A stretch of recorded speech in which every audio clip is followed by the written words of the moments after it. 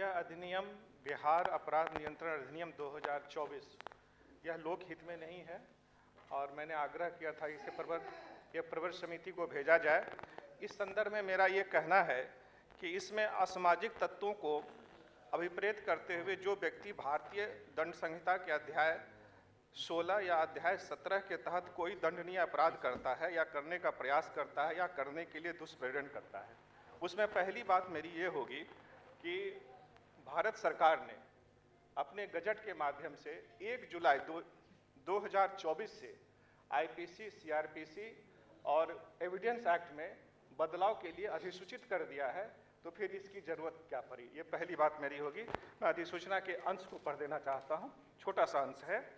In exercise of the powers conferred by the subsection 3 of subsection 1 of the भारतीय नागरिक सुरक्षा संहिता 2023, the central government hereby appoints the first day of July 2024 as the date on which the provisions of the said Samhita except the provisions of the entry relating to the section 106(2) of the भारतीय न्याय संहिता 2023 in the first schedule shall come into force। ये 1 जुलाई को CrPC, IPC और evidence act सारे में बदलाव किया जा रहा है। इसके लिए तिथि भी निर्धारित कर दी गई है, तो बिहार सरकार को इसकी जरूरत क्या आन पड़ी? ऐसा तो नहीं है कि बिहार सरकार इस एक्ट के माध्यम से ब्यूरोक्रेसी को पावर देना चाहती है। क्या भारतीय न्याय संहिता में जितने प्रोविजंस हैं वो प्रोविजंस सफिशिएंट नहीं हैं? तो इस पे बिना चर्चा किए हुए इसे फोर्स में लाना ये उचित नहीं होगा। और मेरा आपसे निवेदन होगा, इस सदन के माध्यम से निवेदन होगा कि इस पर चर्चा हो, गंभीर चर्चा हो और प्रवर समिति इस पर रिपोर्ट दे। मैं दूसरी चीज मैं कहना चाहूंगा कि इसमें जो एक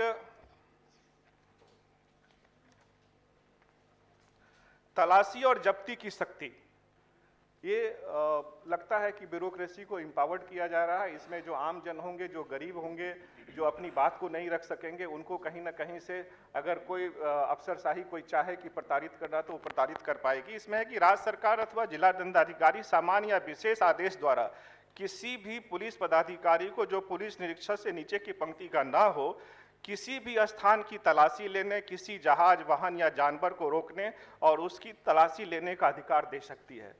तो ये इस अधिकार के दुरुपयोग होने की काफ़ी संभावना बनती है महोदय, इस पर विचार होनी चाहिए। और ढेर सारे ऐसे क्लॉजेज हैं जो आपत्तिजनक हैं। अपराध के संज्ञान से जुड़ा हुआ क्लॉज है।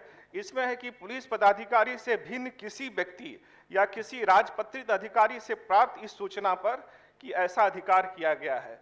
अब उसमें पुलिस के अलावा भी राजपत्रित अधिकारी को यह अधिकार दिया जा रहा है, यह भी कतई उचित नहीं है।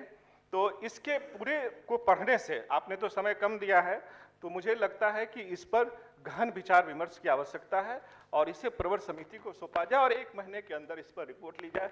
उसके बाद ये अधिनियम लागू हो तो अच्छा रहेगा।